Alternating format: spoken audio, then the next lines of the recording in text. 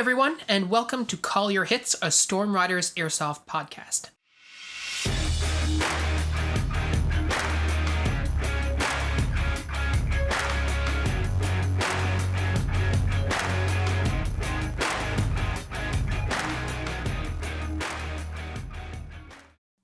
Thanks for joining us, everyone. Today is going to be our last episode of 2022. We're recording this just before the Christmas holiday break, and we're going to take a couple of weeks off to just enjoy time with our friends and family, and we'll be back in the first week of the new year, 2023. So today, we thought we'd do a little bit of a retrospective on the year that was in terms of Airsoft.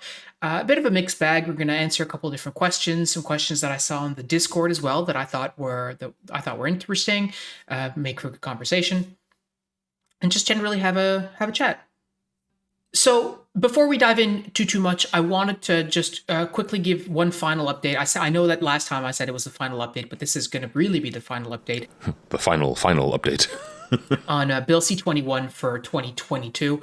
The committee is in recess for the holidays now, and there has been no additional information put out there about Airsoft specifically. And the reason I bring this up is because there was one of the largest Canadian Airsoft YouTubers, House Gamers, recently put out a video talking about what C-21 means for Airsoft, but that video doesn't actually contain any new information on the bill itself, because none of the amendments that are going to be proposed relating to Airsoft have been made public, and none of those amendments have been discussed yet. Now, he makes a lot of interesting points about the bill itself and whether parts of it make sense or don't make sense, which we're not really going to get into.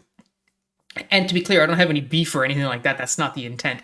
But there is no new information out there, so anything that we say about Airsoft at this particular juncture is going to be a lot of speculation, aside from the point that he makes about 3D printing and so on and so forth. So while I would certainly encourage you to listen, for my money, it's still not skies falling territory because nothing really new on Airsoft is out there. And we're not expecting to hear anything new until well into the new year, as the committee starts going through the amendments as they're tabled. So the update is no update. Yeah, exactly. And I think in the House Gamers video, he was extremely concerned about the future of Airsoft. And that is still the same concern that we would share if there were no meaningful changes to Airsoft in the amendments. We just don't know what if that's going to be the case. And based on what we heard from the people who participated, we do expect that there will be some amendments that are consequential. So stay tuned, don't freak out, and we'll have more information on that in the new year. So that's that. I wanted to take some time now to just reflect on 2022. At the start of the year, Pat and I set ourselves some goals with respect to, personal goals and Airsoft and stuff like that. And a few episodes ago, we had a conversation about how we were doing to those goals. And I'm proud to say that one of my goals was to play 12 games of Airsoft in 2022. And, look at that. I played 12 games of Airsoft in 2022.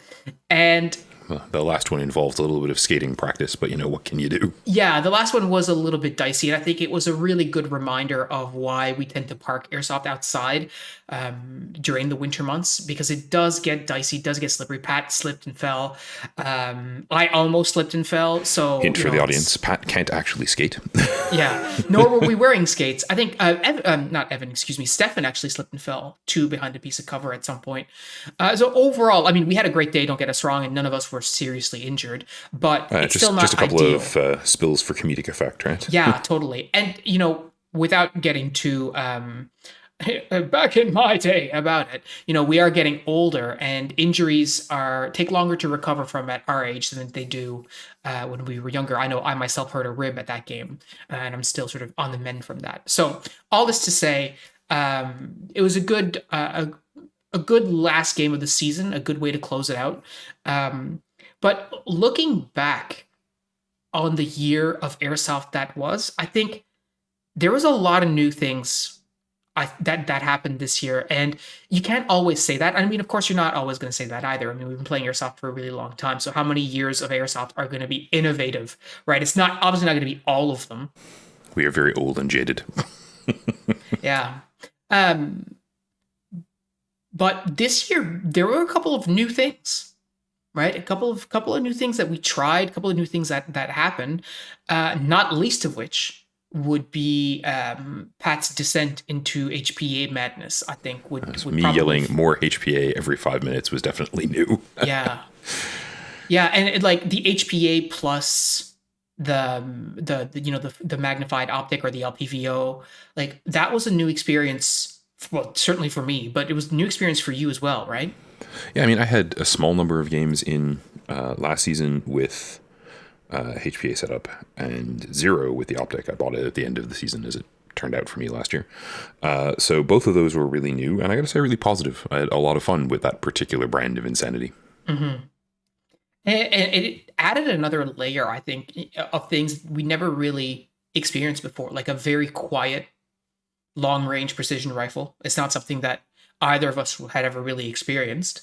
As I know for me, like I mentioned this in the podcast, like how it felt like cheating, shooting at that range with that amount of precision with a scope that was, dialed in, etc. Like it was a completely new experience, right? Yeah, it turns out that longer range airsoft guns with a actual working accurized magnified optic is really pretty good. Yeah, yeah. And I know for myself too, like trying out Steph's AK wearing a Chicom, like that was a new experience for me as well. That was not as catastrophic as I anticipated, let's say. I was, Turns out right, some of these skills are cross compatible, right?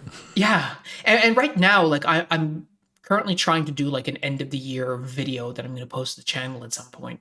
That includes like a bit of a highlight reel, and I'm going through a lot of the footage. And man, like we played some excellent games, and it prompted some things in my own thinking. But I wanted to ask this question to you, Pat, because this is some of the things that I was thinking about. Like thinking back to your year of airsoft, when did you feel the most competent or useful? Like when was it that you felt that way on the field?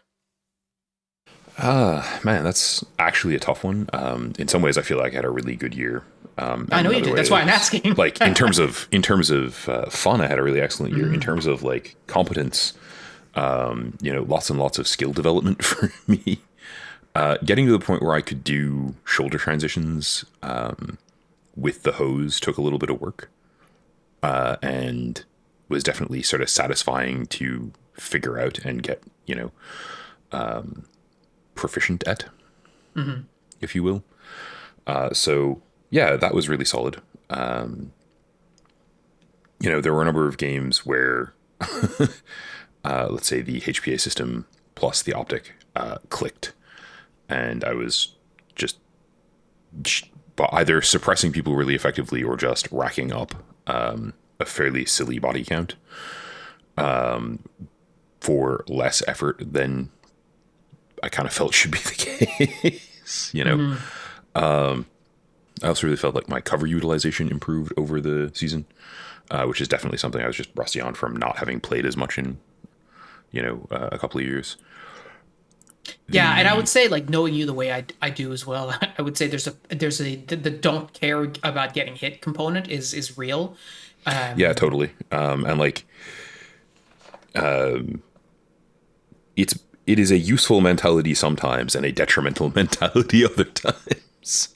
Yeah, if you really don't want to get hit, typically you'll spend more time in cover than perhaps is good. And on the flip side, if you don't care about being hit, then you're just going to saunter around like you probably did more at the start and less at the end. I would say is probably a fair assessment.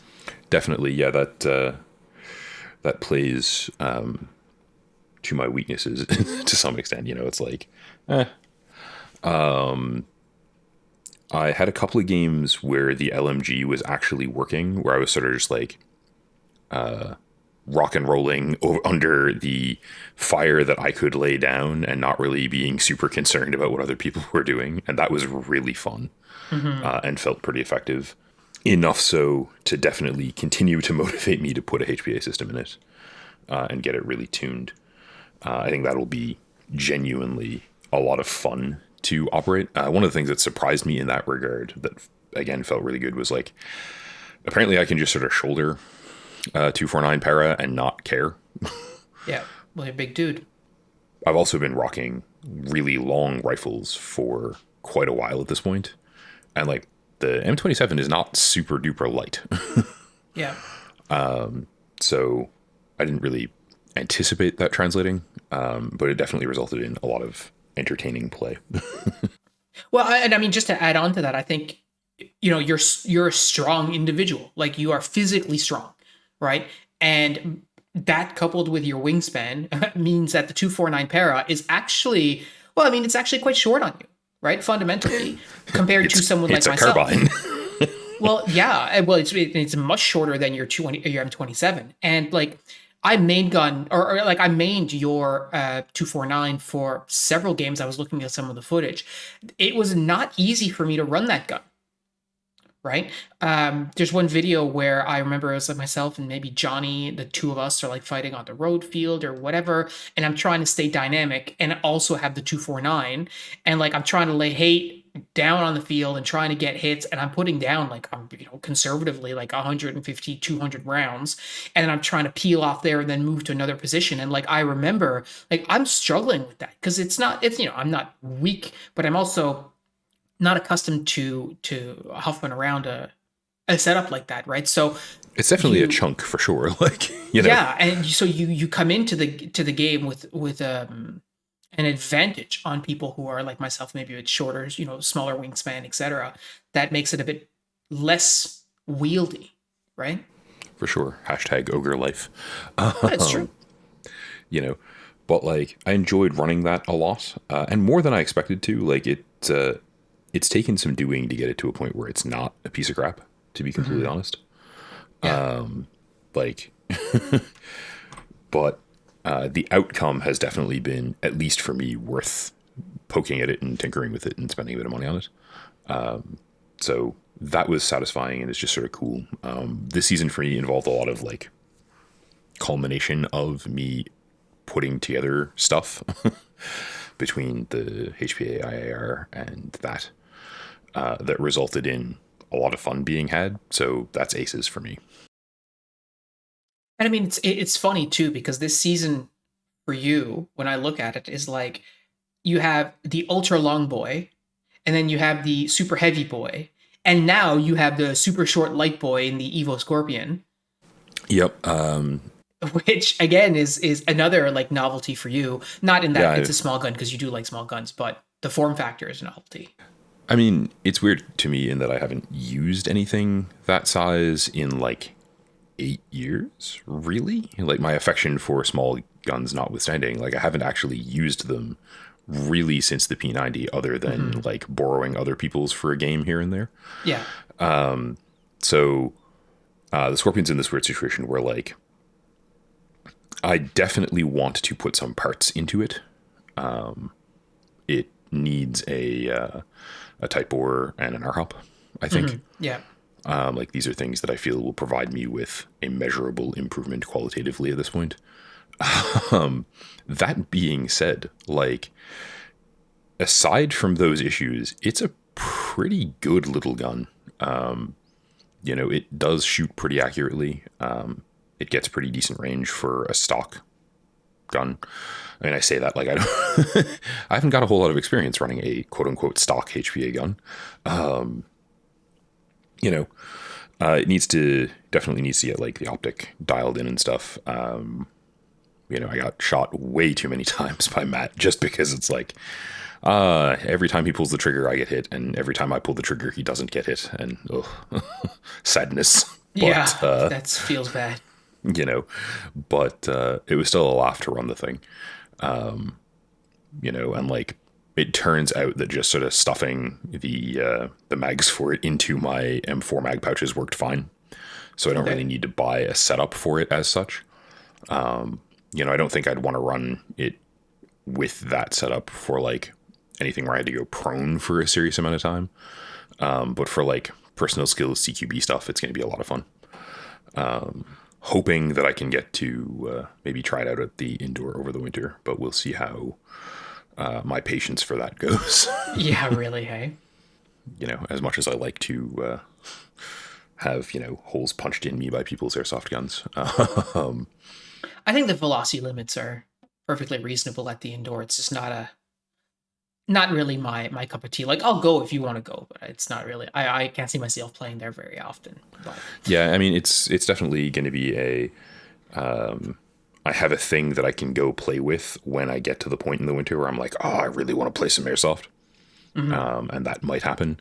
But I don't see myself becoming like a regular at that particular indoor field simply because, as you noted, like a couple episodes ago, it's not really well designed for airsoft.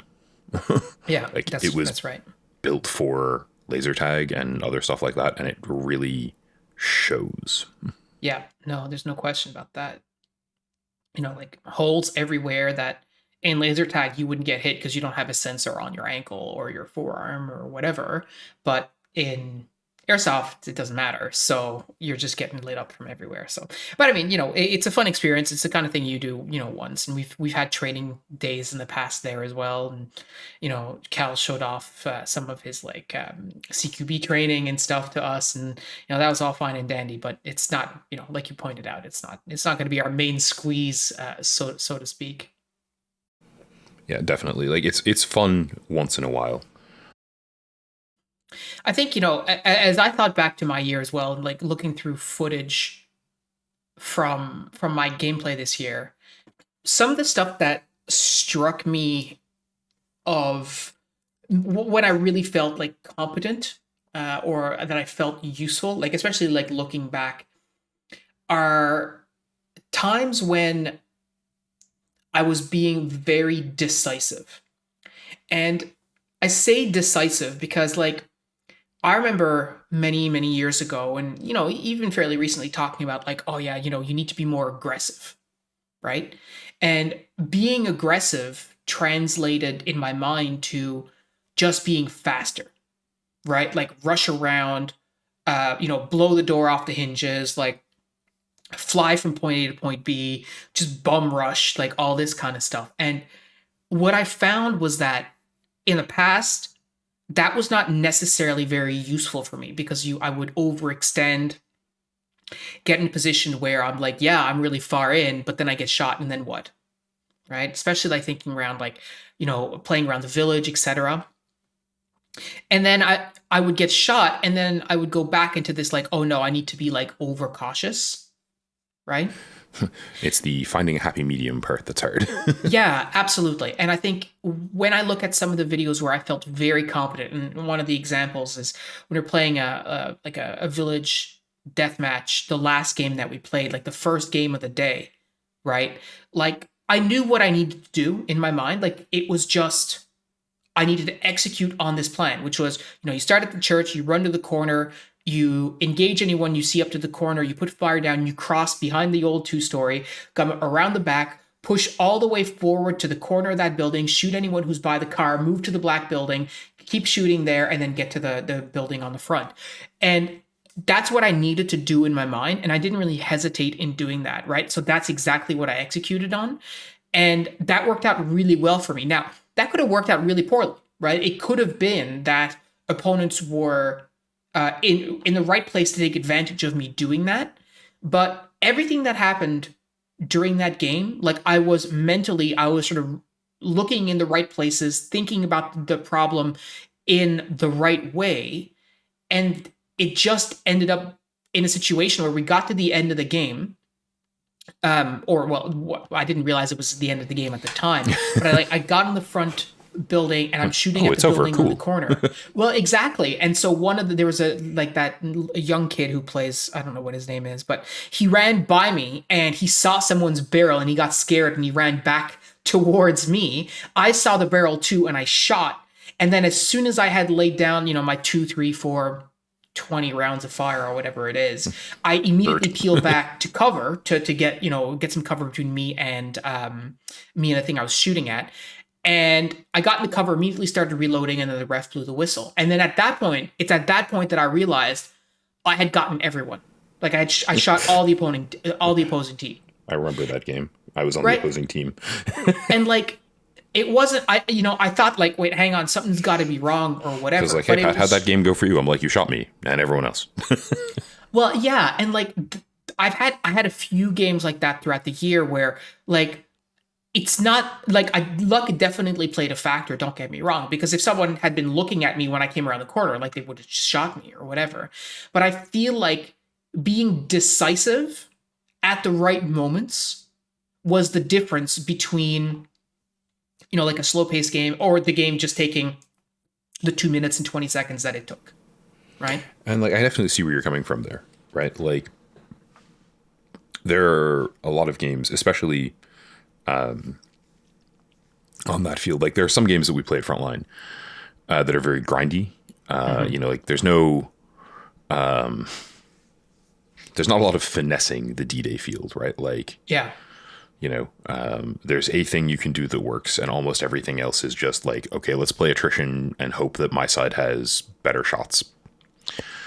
The village field allows for a lot more like, okay, I know what I need to do and I'm going to go do it and it's going to work, or, sometimes I'm going to get shot in the face. But I can definitely see how, knowing what you need to do there and then actioning it would be really, really satisfying, and is really, really satisfying when I pull off the same sort of thing. Mm-hmm. Yeah. And so I think that's when those are the moments for me that I want to replicate. And it's not so much, again, that, oh, I shot everyone, and I'm not trying to gloat or anything when I'm saying this. It's just, those are the moments that I want to replicate, moments where I feel like I'm very much in control of the situation, regardless of how it ends. Right? I feel like the village field has a lot of moments where I feel really cool in my head. And also moments where I feel really like in control of the tactical situation. Mm-hmm. Because I am fairly confident, not always justifiably, but I'm fairly confident in my ability to like move around and engage targets that pop out in that sort of situation. And like, definitely I've been better at it than I currently am, as Matt periodically demonstrates to me. But it's still really, really satisfying to be sort of moving around that CQB environment in a really like tight, controlled fashion, and getting a lot of people out. Yeah, absolutely. I had the same conversation with Johnny where he's like, dude, I was just on, man. Like, I moved from this point to this point and I saw an opponent and I immediately just snapped, fired a couple shots, hit him, put my rifle back on target, kept moving, saw another guy and shot him. I had that exact same experience again, like another game back in like July or whatever, where I came around the back of the church and that young kid that I was just talking about, he's just standing there. His gun is like down, like by, pointing at the ground or whatever. And I immediately like put, I don't know, conservatively 1,000,000 shots into him. And but I'm still walking towards him. Like my rifle is up, I'm engaging, I'm shooting. And then out of the corner of my eye, I see a guy, I haven't seen him in a while, actually. I think he was running like a Chris Vector and he had like cat ears on his helmet or whatever. Yep. I don't know his name, but I know who you're talking about. Yeah. And so I'm shooting the young kid or whatever. And I see the cat ears and like I see the cat ears out of the left side of my vision. I immediately snap and engage him and I shoot him too before he has a chance to turn and shoot me. And I just keep moving. Like this is all happening simultaneously. And those are the moments for me. This is what flow looks like in airsoft, right? Well, exactly. And those are the moments that are like, yes, I feel competent and useful in these situations because I'm just reacting to the situation as the need dictates while still completing the objective that I'm trying to achieve. And I've had other memorable moments that are similar on other fields during different things, but because the village games are so short, typically, that's when you see them in sharper relief, I guess. For sure. By way of a fun shout out, I also want to note a game where I absolutely felt completely useless, which was there was a village game this summer or not a village game, sorry, a road game where Steph proceeded to, by himself, just murk every single player on the road, including me, walk up to the spawn, high five me, go back to his end of the field and do it again. Mm-hmm. It's just like, well, all right. I have never seen a player, I think, as swingy as Stefan. Like, I really think like some days it's just how much of it he gives. And it's not just some days, it's like some games. Like I've been there with Steph, playing a whole game or whatever. And it's not that he's a bad player or anything like that. He's just being Stefan, doing whatever, like communicating the way that we do, chatting, talking, like, passing information back and forth, all of that stuff. And then at some point, something clicks in his monkey mind and he just goes off. And it's like, yeah, okay, go off, King. Like, you're good.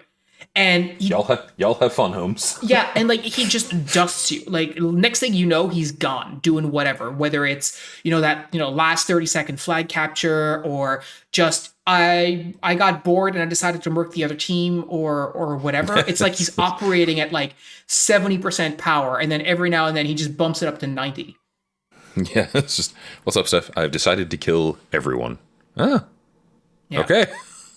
Yeah, it's wild. I'll just go get a sandwich then.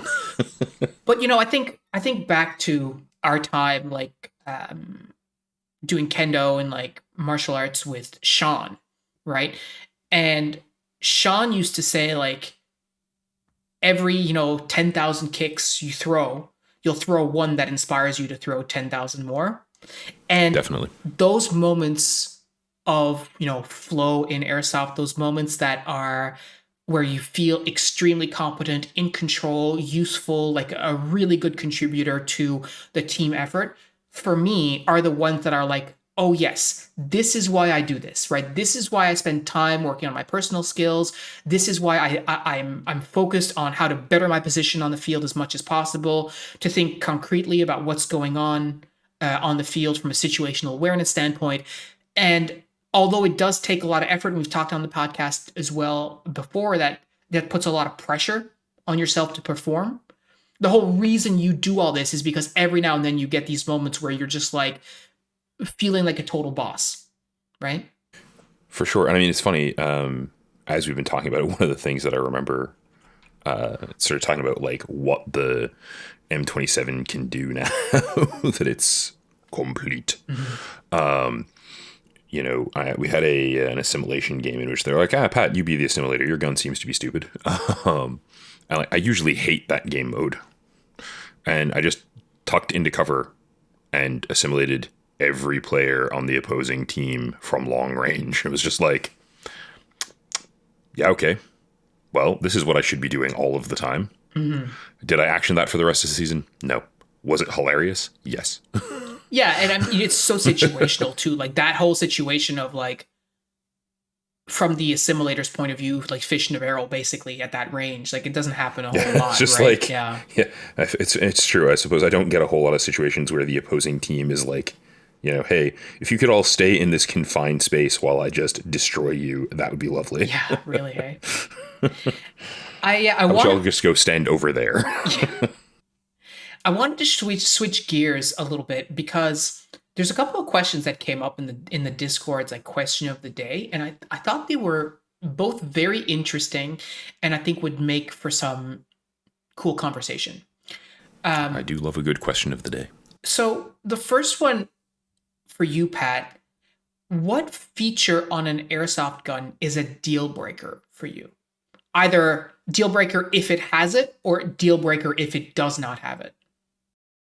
So, the first thing that comes to mind is proprietary parts.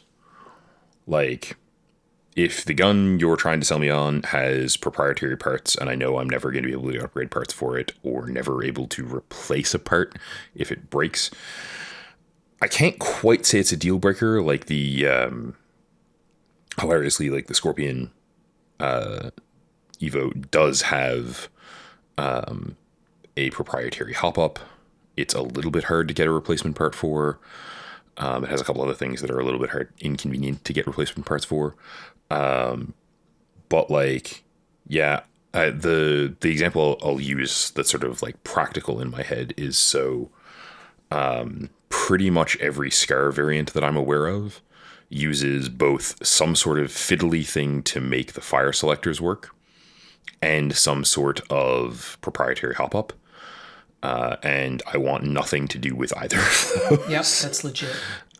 They just both are things that have given me so much grief in the past, and making them work on SCARs when we owned them was just awful. Yep. And I do not miss it. So now, as a follow-up question for you. What do you think I answered?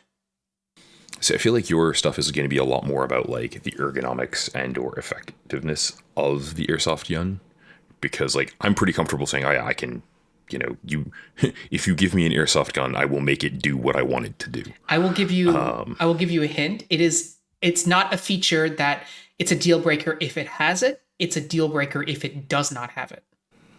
See, like prior to this summer, I would have just said like it has to take M4 mags or you don't care. But you did go play with an AK and you did sort of have fun. So it might not be that. I can't see you fielding a gun without semi.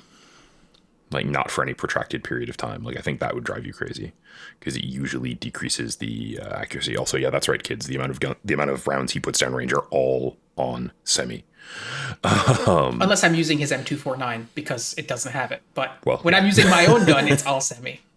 Yes, features required. Man, yeah, I'm not sure what your deal breaker would be if it's not those things. It's not those things. Rails, I guess. You're thinking too like complicated. For me, my answer is simple. It's got to be a metal body, otherwise I'm going to break it. Yeah, that's both a very good point because you absolutely will, and Right. I mostly agree. The last gun that was all plastic that I owned, that wasn't a sidearm, and like I mean, we both run polymer sidearms because that's what Tokyo Marui makes as its sort of default level of product. Yeah. But yeah, the last polymer gun I ran before this year was the P90, and I have not touched one. I guess the Scar technically, but like there's a lot of metal on that. Yeah. And like I would not go back to to a polymer gun. And I guess the exception is the Scorpion is a polymer gun. And given that I ate dirt while carrying it still in one piece, I guess it's a pretty robust gun. So 10 out of 10 to ASG on that one. But yeah, I certainly don't think you should run like a plastic M4. No, and I think back to like my FAMAS that I really like, if it was still around, like I'm pretty sure it would be broken by now. Like I didn't really use it all that much. And I certainly didn't use it in that period of time from like 2008 onwards when I was starting to run my stuff, right? Like going prone all the time and like doing all that stuff. Like I didn't do that until I had my Scar, really. Yep. I feel like the FAMAS would hold up okay, like perhaps better than you'd think because like it is bullpup. It does have that bipod. Like it does sort of have some features that make it a little more rugged. But I also know think about from that, how like, carry handle and stuff on the top, like that was all plastic, and the battery compartment on the other hand, which was the actual foregrip, that was all plastic too. And I mean, I don't think you'd enjoy running a plastic well, gun no, right now. definitely not. Like other than again maybe the Evo, because the Evo, I have to say the build quality is really high. One of the problems with for take you guys in our Wayback Machine to the dark days of airsoft where nothing worked. One of the problems with like a lot of the earlier plastic guns, like really plasticky guns, especially the FAMAS and like the G36s when I started playing, was they were very wobbly and creaky. Like they really were not made out of high grade polymer, and you could tell. Yeah. It's very true. The newer stuff is definitely better. Like even like G&G's current sort of combat machine line, I definitely could break one, but like I think I'd have to go out of my way to try, and I think probably so would you, believe it or not. Now that's not an inducement to go do that, but like for you or for the audience, but I feel better about polymer guns than I do now. Like, and it's funny because I don't remember how the handling on the FAMAS felt enough to comment. I think that's chiefly because like when you owned it, I wasn't really into airsoft. It was just sort of like a thing I didn't know very much about that I occasionally like picked up and was like, this is cool. Yeah, absolutely. So that angle, I guess, probably is not one that I can pursue as much. Well, I mean, I hate to break it But to you, but when I owned it, I also did not know a whole lot about airsoft. So, well, yeah, there you go. yeah. And like I definitely feel a lot better about weird corner case guns than I used to at this point. Like, and honestly, I think this season has been a lot of like what's helped me there. So there's probably more stuff that I'd be willing to mess around with at this point than would have been the case previously. I'm not big into the idea of running anything I can't HPA unless it's something I really, really like at this point. I'm really super into that as a mechanism for operating these things for a whole bunch of reasons that we've already talked about enough, I guess, for this year. But the Garand is sort of my big exception there. But like I've been working on rehabilitating that AUG, and like every time I tinker with it, I'm like, this actually is sort of an okay gun and could probably be made to perform reasonably. That's cool. And so it sort of reinforced for me, like my primary thinking about airsoft guns and whether or not I or anyone else should like purchase and or run a specific one is just, if you really, really like it, you can probably at least sort of make it work. There are probably exceptions. The more proprietary something is, the worse it is generally.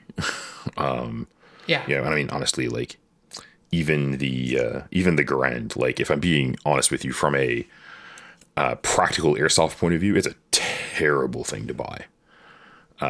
It has a bunch of proprietary parts. It is difficult to take apart, difficult to do maintenance on, difficult to work on. I have almost nothing positive to say about it other than as a stock gun, it runs shockingly well, and I'm really happy about that because I don't want to work on it. Yeah. Yeah. Totally. Totally. You know, now, as soon as we set the practical aspects aside, like the degree to which I get to be the cool kid just because I show up with it is awesome. Like every single airsoft player who I have run into since I bought it, when I've brought it to a game, has been like, holy shit, can I play with that? Can I run it? Can I cuddle it? Like, it's a very cool and unique piece of gear. And there are loads of airsofters who are, if you will, into it. And that aspect of it has been tremendous fun. It's caused a lot of conversation and a lot of enjoyment. But like from a practical, should you buy this? So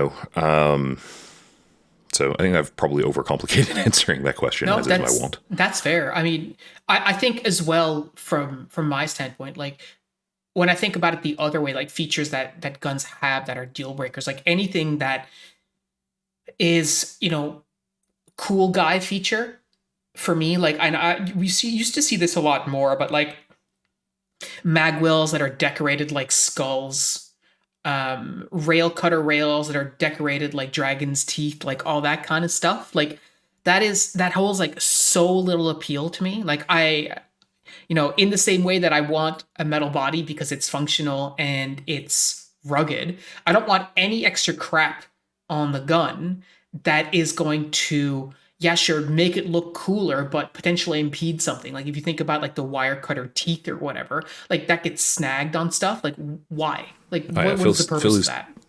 Phil is absolutely team like practical, quote unquote mil spec airsoft guns. Yeah, and to be honest, like I'm not fussed whether it's M4 or even an AK. Like I think you look at like an AK with a rail or an AK with just a regular hand shield like they have, or AK with like the foregrip, that weird foregrip attachment or whatever, which actually I found out recently serves a purpose. It's shaped like that to not impede the rocking of the magazines when you're doing a reload, which that makes sense. Great. Not that I'd ever thought of it, but like now that you say it, yeah, all right. Yeah. So all that, it's all cool and it's functional and that's fine. But as soon as you start like putting stuff on an airsoft gun, for my money, that is just cosmetic and nothing else, like immediately I'm like, that's not gonna be for me. Like it's not where I'm naturally gonna gravitate. Like it's really function for me. It's function over form, absolutely every single time. So Yeah, I definitely mostly agree. I have the one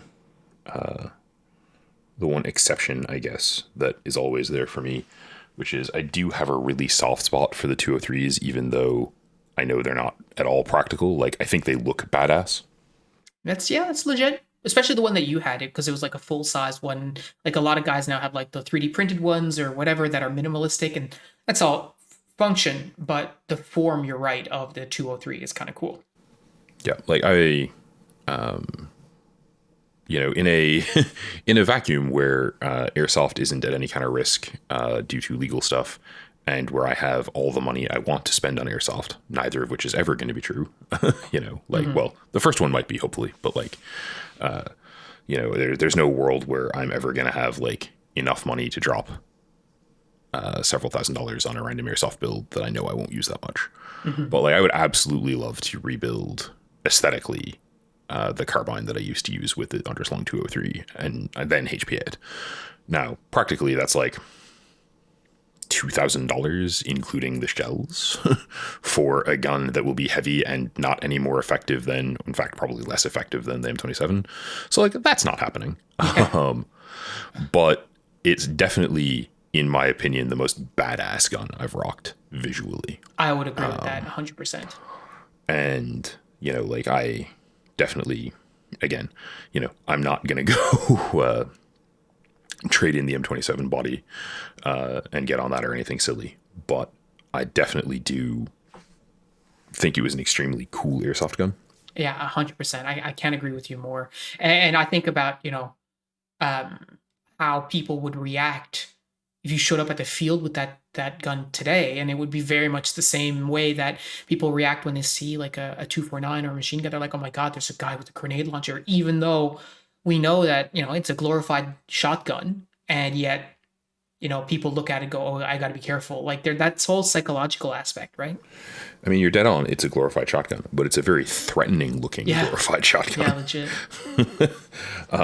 And like, that is a factor. I know from experience that like it ultimately probably doesn't pan out to being worthwhile. Although I can't say I didn't have a ton of fun with it.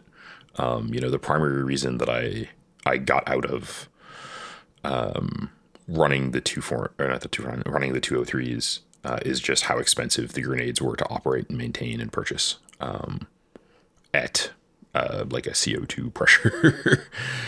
That was allowing them to be sort of field effective at anything other than like a really CQB kind of range. And like in a CQB environment, like they were absolutely devastating, really.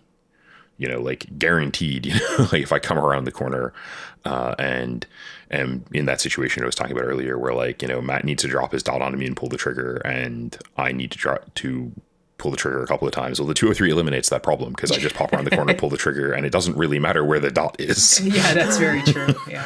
But, I feel like at some point my opponents are probably going to stop appreciating being flacked with one of those things sort of at random. And that sounds like a them problem. I mean, fair to some extent, but like, the hilarity of doing that notwithstanding, the answer of find a new hand grenade and use that in exactly the same context is probably equally viable. Yeah, legit. So what can you do? But like, I do have a big soft spot for those, in terms of features that like I can't live without at this point. I want to say HPA, but it's probably not true. I can live without a staggering amount of the features on airsoft guns. I like having full auto available, not really because I use it to shoot at people a lot, unless it's the default option, but because on an AEG it allows me to clear jams. So an AEG that's semi-locked is definitely an AEG that concerns me a little. And like, if I know it has some sort of mechanism to ameliorate that, it bothers me less. That's fair. Yeah, it doesn't have to be full auto either. Just burst to be fine, I'm sure. Oh yeah, anything that will allow me to just get out of that state where semi sometimes jams on an airsoft gun. Yeah. So listen, one last gear change and then we'll wrap up the episode. But so one last question that I think is it's a more serious question, but I think it's a good one, and I think it's something that we've talked about before a little bit. But anyways, so the question is, if the rules don't specifically say that something is not allowed, should you assume it is allowed or not allowed? And I think there's some complexity to this question, but it's a question that, as an airsofter, we really should be thinking about this question critically, or this aspect critically, because not every single situation will necessarily have a rule written about it, right? So, I mean, it's weird because I think that I have what I feel is an effective answer to that right off the cuff. And I don't know that it's actually effective, but I certainly feel like it is, which is, that's cool and all. The correct solution, in my opinion, is usually think about whether or not what you're trying to do is fun for you and for your opponent. Yeah. Because like if you're going, oh, you know, like I want to do insert cool thing here, it's probably okay. If the thing is exploiting the game rules in some way that gives you an advantage that the person who was designing the game probably didn't think of, and like I know that's subjective, but it's also use your common sense. I get a lot more inclined to err on the side of, yeah, use your common sense. Like, don't be foolish. Yeah, I think one of the things that I've heard you say for sure before is, if it feels like cheating, it probably is. And yep, that's one of the really big ones. Like, yeah. You know, if what you're doing feels like it is giving you an unintended advantage, yeah, odds are it is in fact giving you an unintended advantage. Yeah, and I think just to back up here, the intent of this question wasn't necessarily to address like safety issues, right? So if you have a piece of equipment, for example, a pyro grenade, and you're not sure if it's allowed or not, you should not assume at all ever. You should check with the refs and the other players to make sure that this piece of equipment that you're going to use that could potentially harm someone is okay to use. And I don't think that was the intent of this question. If you brought new kit, yeah, like if you've brought new kit, that's definitely a thing. Yeah. But like I'm thinking more in terms of, so like, you know, nowhere does it say I can't pick up this piece of cover that protects me from head to toe and walk forward with carrying it. Well, that's probably not the intent of the person who set up the play area. Yeah. And like, am I going to say, oh yeah, that's cheating? No. Am I going to say that feels like kind of invariably a thing that might be funny once, but is otherwise probably going to end up being kind of a dick move? Yeah. Yeah. I remember many years ago, we ran an op where one of the teams went through like the radio channels and found the other team's channels and listened, right? And we didn't specifically say in the rules that that was not allowed. But it certainly wasn't part of our intent for the design of the game. I mean, I remember being super pissed off about that because my answer to that is like, yeah, we didn't say you couldn't do that. But it's also like visibly a dishonorable, disingenuous thing to be doing in a game that is exclusively about honorable play. Like, if I can't trust the people I'm playing with to be playing honorably in Airsoft, then it's kind of moot, isn't it? Like, yeah, and there's so many of those situations that can occur that, you know, you have, as a game organizer especially, you haven't necessarily considered because it hasn't crossed your mind. Like for me, like before, when we would play games, we would always communicate to each other which channel we were on to avoid getting on each other's channels, right? So I remember distinctly back in like 2009, 2010, you know, like Mitch Carroll would walk down to his spawn with his team, and I'd shout at him, it's like, oh, we're on channel 6. And he's like, cool, we're on channel 5, right? Because in our minds, we're like, okay, we want to make sure that we're not listening and or being on each other's channels.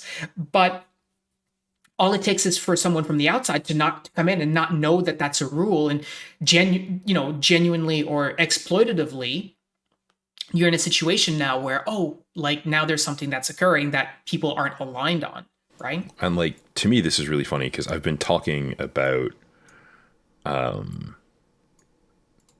this in a entirely separate context a whole bunch lately. With a couple of my friends, which is sort of like talking about, okay, so like how do we set expectations for coming to a table to play pen and paper RPGs. And, what do we do about the fact that in one of the groups I play in, we have a bunch of long-standing assumptions that have been made, such as, to use your early example, right, in the same way that we had an assumption of just like, yeah, you would use the radio to communicate with each other, and like we actually want to know what channel we are on, so A, we can avoid it, and so that B, if we need to break gameplay for some reason, we can pop onto the other team's channel. Yeah, exactly. So like, come on. But yeah, like, what do you do if someone shows up and they don't know the norms and you haven't talked about them? And so there's a lot of like risk in making assumptions there.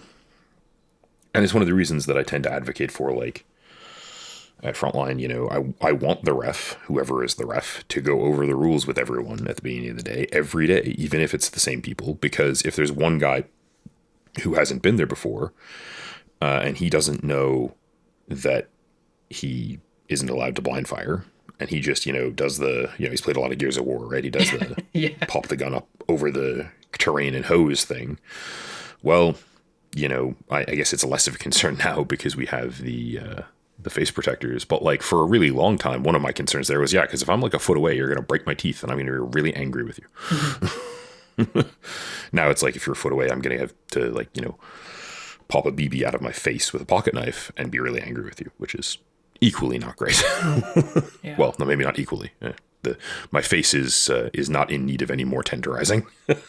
So I think when I think about these kinds of situations, bottom line, I think, and you mentioned it earlier, I think if you're in a situation where you're about to do something and your first thought is, well, the rules don't say I'm not allowed to do this, and the thing that you're about to do is going to give you some sort of meaningful, like tremendously meaningful advantage, my recommendation would be double check with someone to make sure that the thing that you're going to do is actually kosher or not. Right? Yeah, I mean, like the rules in Airsoft generally, at places I've played, don't spell out that I can't sit 30 feet from the enemy spawn and just murk everyone as they spawn back in. But obviously, A, I can't, and B, if I could, it would be ruining the game.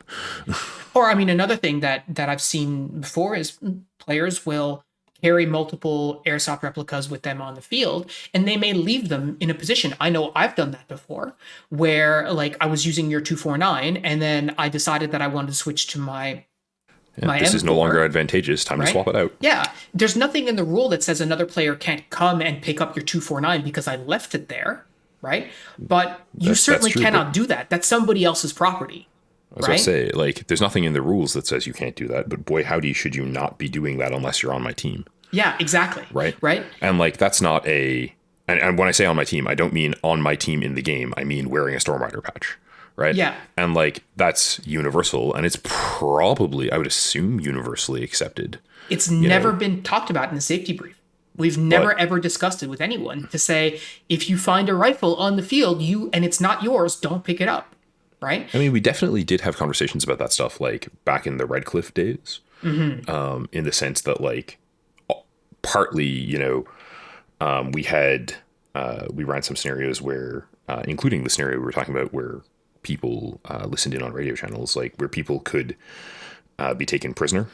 Mm-hmm. And one of the rules that we implemented there was like, don't be taking people, quote unquote, prisoner and taking their gear, because you wouldn't appreciate it if we did that to you. Like, these are expensive toys and probably people are going to be concerned about other guys grabbing them.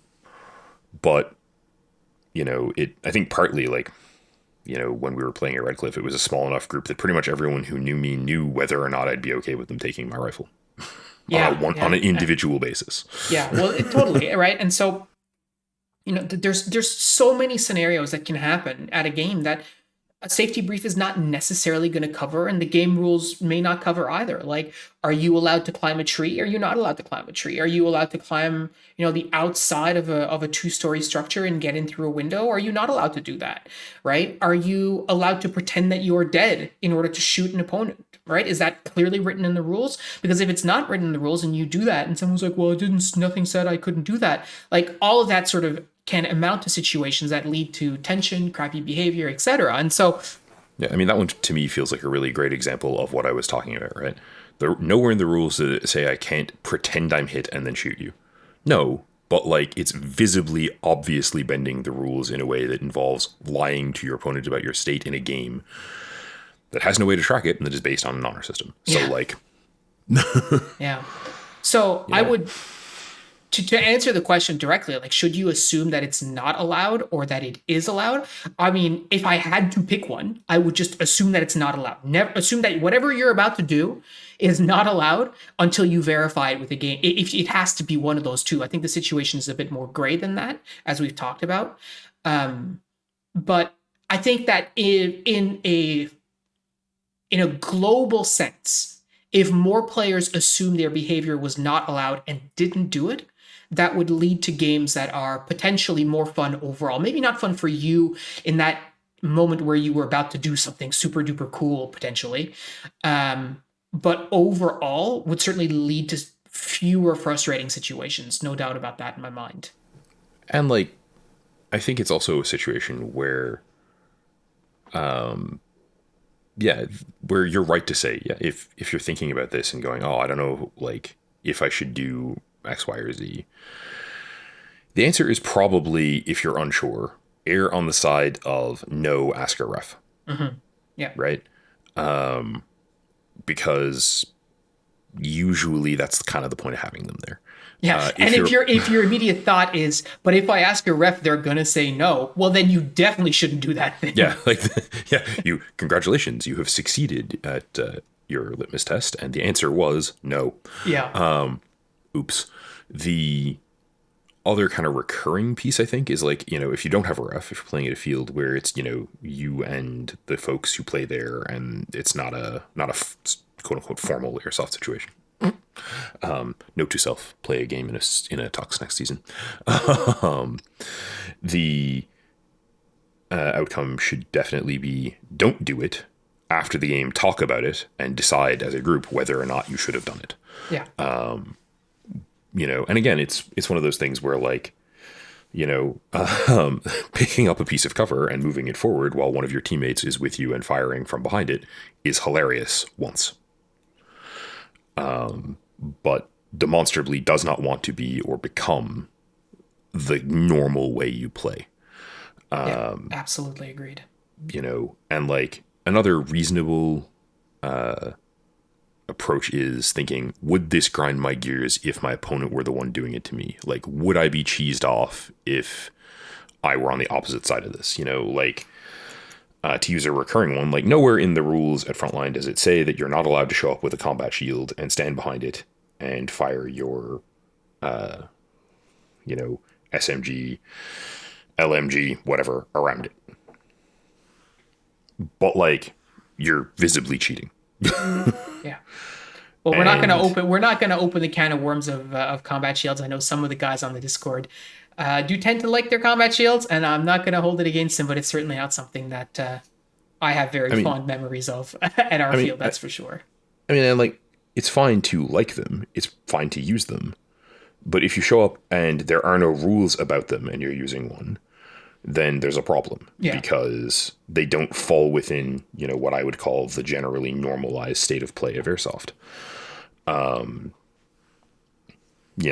It's not about not using the thing. It's about having a conversation about what it is, what it does, and how we are okay with you using it, right? Yeah, very true. And I think that's the most important bit of all of that is, if the rules don't specifically say it's allowed or not allowed or whatever, having that conversation to get aligned on what the rules should be or what you're thinking versus what your community is thinking, or your play group or whatever, that will make a really big difference. And like I said, like ultimately the point of all of this is to make sure everyone has a good time. That's why we're there, right?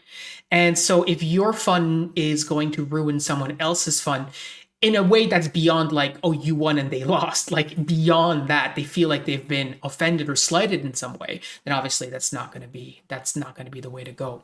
Yeah, if But someone's going to walk away angry, don't do it. yeah, exactly right. So, guys, that is it. That is it for 2022. That is it for Collier Hits 2022. It's been an outstanding year. We've, hit the 100 episode milestone this year, which is pretty big. It was pretty big for us. I'm very glad that we made it. And we're not stopping. 2023 is going to continue. We're going to have, approximately weekly podcasts for you, continuing every Wednesday, wherever you get your podcasts. As always, I can't encourage you to join the Discord community enough. If you haven't done it already, it is a great place. It is a place where we have really good discussions, really good conversations. There is no toxicity allowed. Everybody is so supportive, so friendly. And right now we are designing our community patch, which will be voted on by the community and go into production in the new year. I mentioned this in the previous episode before. I gotta say So get in there, get looking at the patches, cast your vote, and thank you so much for listening to us. Thank you so much for hanging out with us over the last year and since we started the podcast back in 2020. It's really awesome to know how many of you are out there listening to us. It is And unbelievable to know how many of yeah, you are out there listening to us. Like, it's wicked. I love it. yeah, and we're so grateful to be here for you, and we can't wait to keep making more of these for you in the new year. But until that time, we want to wish you very happy holidays, Merry Christmas, Happy Hanukkah, whatever you celebrate in your part of the world. Thank you so much for listening, and we'll talk to you next time. Have a safe and excellent holiday season. And I just want to say a shout out to everyone who made up a patch for the contest. I genuinely want all of them. Cheers, everyone.